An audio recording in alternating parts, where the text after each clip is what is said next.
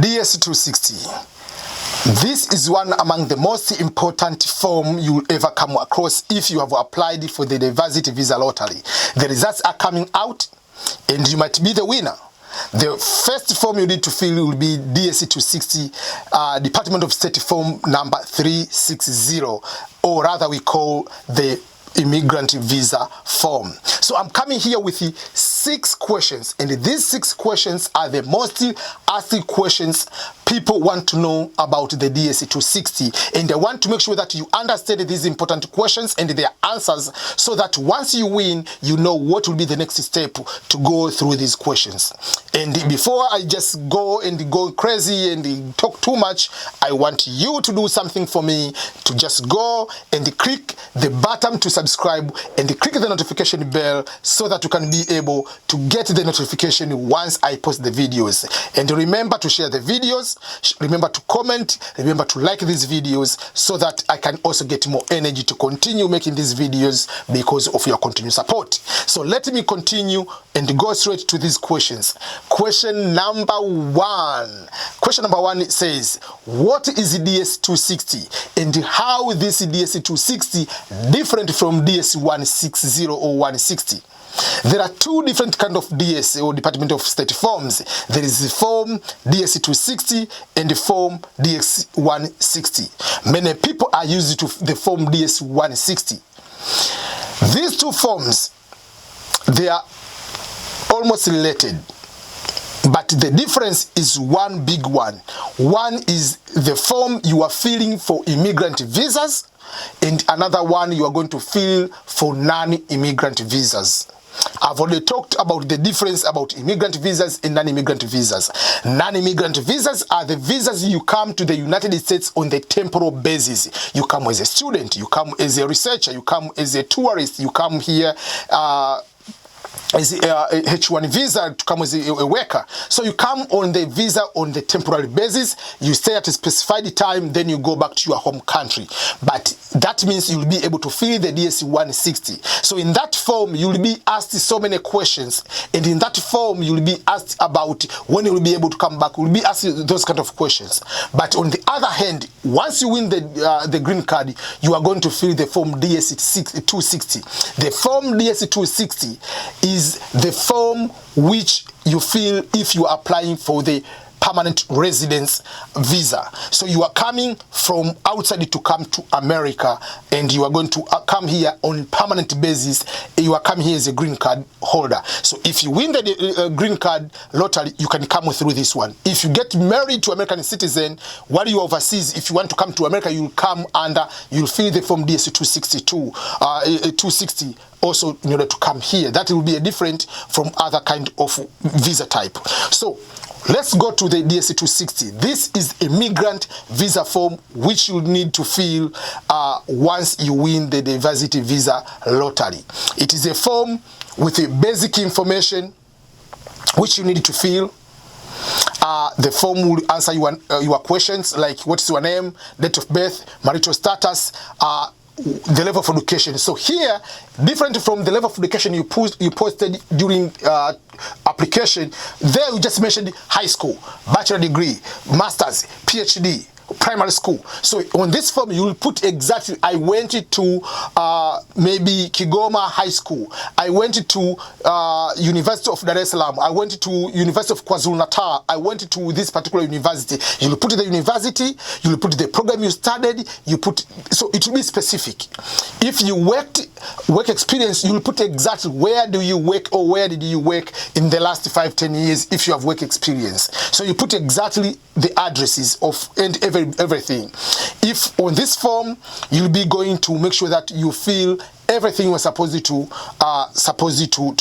add at that time. So it will be a very comprehensive form. They will ask you what kind of job do you want to do in the US. That form, when you put that answer, for instance, it doesn't affect you anything. If you say I want to become a teacher, it doesn't mean that that is what you're going to do. It's just like a suggested profession you want to be able to do while you are here. They want to know your plan.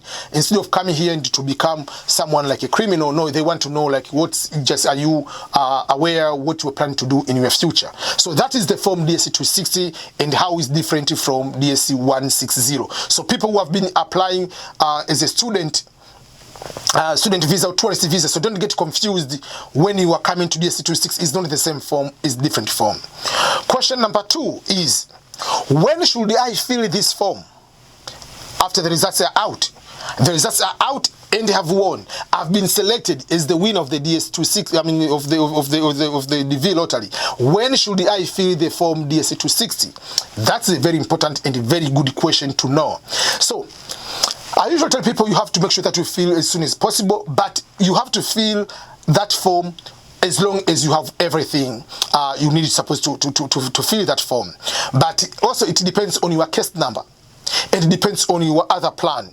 So for instance, if the results are out this Saturday, June 6, but you are planning to have a wedding maybe in July or August, my advice will be you can just wait until you get married and then fill the form.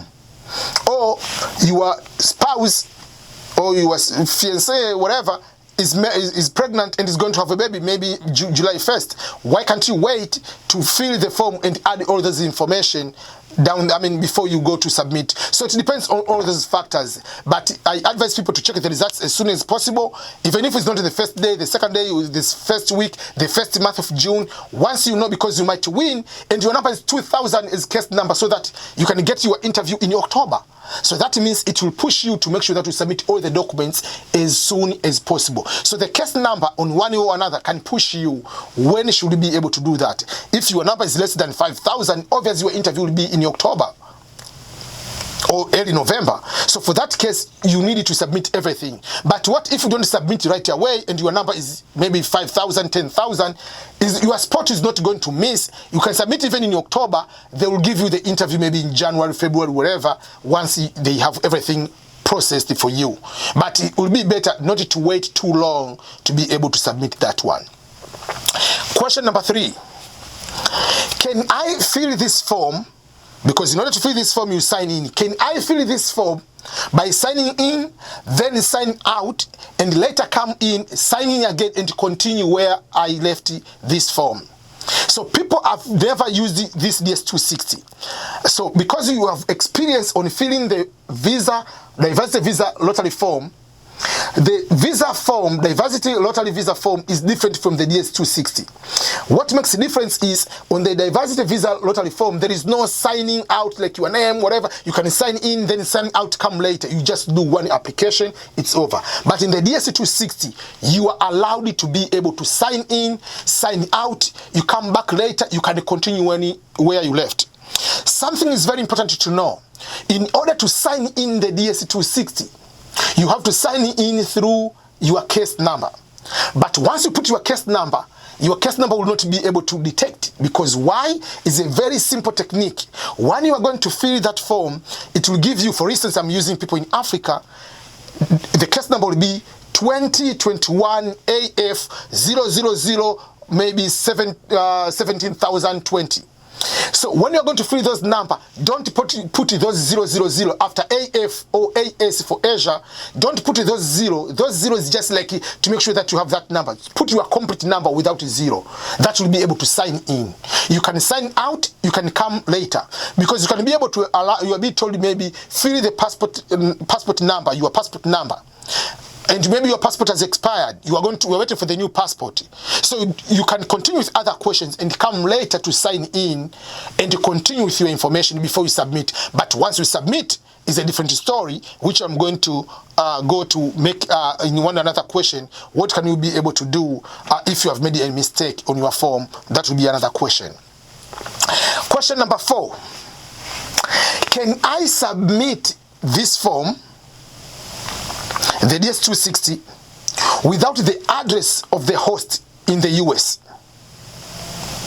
Because one among the most important things we have been talking over and over is you must have a host, or you must have the address where you'll be able to stay in the US. So that is a very important question, because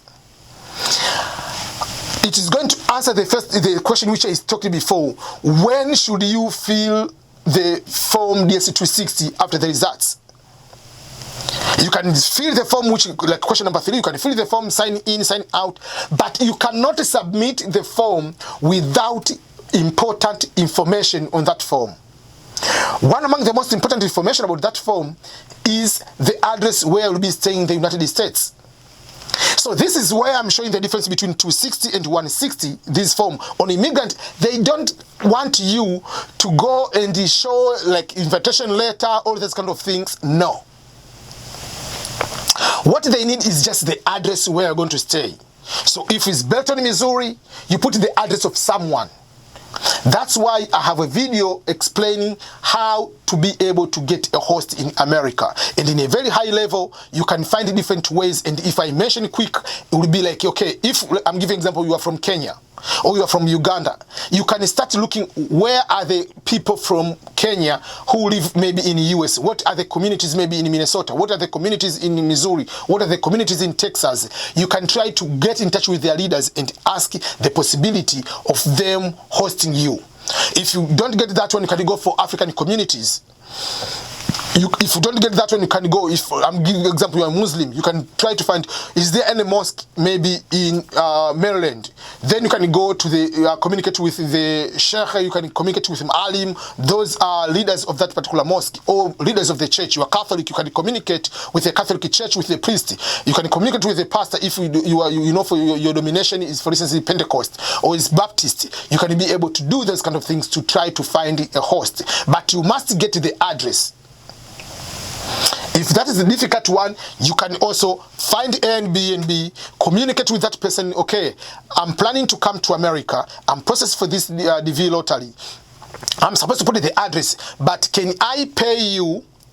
I will stay in your address. I want to use your address of Airbnb that I will come to stay you in 1 month. But once I'm getting the visa, I will confirm my reservation and put that to where I'm going to stay, but I'm going, because you're not going to pay if you're going to stay in Airbnb. So those are the techniques you can be able to do to find a place where you'll be able to stay. Remember, the host in America or the address you're going to stay in America is not a sponsor. We want to know where we'll be able to stay. Where should we be able to get the actual green card? Because at the US Embassy, you are given the visa stamp, not the actual green card. The actual green card will be sent in the address you are going to put in the DS260. So that is something else you need to know. So when you should be able to fill the form, you can fill the form, but without the host. Where are you going to stay? Where should they send the green card? You need to have that address. So once you win, that is the first thing to do, find a host. And also, if your spouse doesn't have a passport, just make sure that you start getting those kind of documentation, because KCC, they require those kind of documentation. Okay, question number 5. Can I get married before filling the DS260, or should I get married after filling the DS260? My advice is, make sure that if you are planning to get married before you fill the form DS260. And don't get married just for the scam. Get married if you are really going to get married to your spouse, to your fiancé, and you have the real marriage. Because at the US Embassy, they have to prove that the marriage is bona fide, is real marriage, is not a fake marriage, is not an immigration scam. So you have to do that, and you will be asked to have a marriage certificate. So even if, let's say, you got married on traditional way, make sure that you cannot put someone there that you are married, because they'll ask you even the date of marriage. So you must have a marriage certificate. There is no exception at the US Embassy to go there without a marriage certificate and say, this is my wife. There is no any other way. In a Western sense, you must prove you are married by a marriage certificate. And the last, this will be the last question. The last question is, if I make a mistake on the DS260 and I've already submitted the form, how can I correct it? How can I make changes? I've already submitted the form. So this can happen not only just by doing a mistake. Maybe you fill the form in July, and maybe in March, your fiancé has a baby. So you need to update your form. You need to change the form. Maybe at that time you were not married, and down the road you came to find someone, you get married. I mean, you really like the person and you want to get married, you go ahead. So, but you get married, you have already submitted, or you did a mistake on the place of birth. You put a mistake on maybe the spelling of your name. What should you be able to do? Yes, you can be able to correct it, but you cannot correct this DS260 on your own, because once you submit to KCC, it is locked. You cannot do any changes after that. So you have to write the email to KCC. Once you write the email, you have to write, when you write any communication, you have to put your case number, your full name, the information they have given you on the letter of information, the notification letter that you have won, what kind of information you should include from the title if you have won the DV lottery, what kind of information you need to have in order to submit to the KCC, so that you can be able to ask them, can you please unlock my DS260 so that I can put these changes? And they are allowed to give you those kind of opportunity to go and edit and submit again that kind of information. And maybe I can put one bonus question, and this bonus question is, bonus questions, I can put two bonus questions. One is, do I need to pay any amount of money when I'm filling the DS260? No, you don't pay any money filling the DS260. It's a free of charge, it's a visa form you fill. The only time you are paying the visa fee, you pay at the US Embassy at the time of the interview. And the money is non-refundable, $330. Once you apply, you don't pay, but if you go to the interview, you pay. If you don't get to the visa, it's non-refundable visa fee, go ahead. So it's gone. So that is one bonus question. And the last bonus question is, am I supposed to submit any kind of documentation at the time I'm filling the DS260? Am I supposed to upload the police clearance record? Am I supposed to upload the passport form, passport bio page? Am I supposed to upload the marriage certificate or my certificate of my child? No, you don't upload any documentation on the DS260.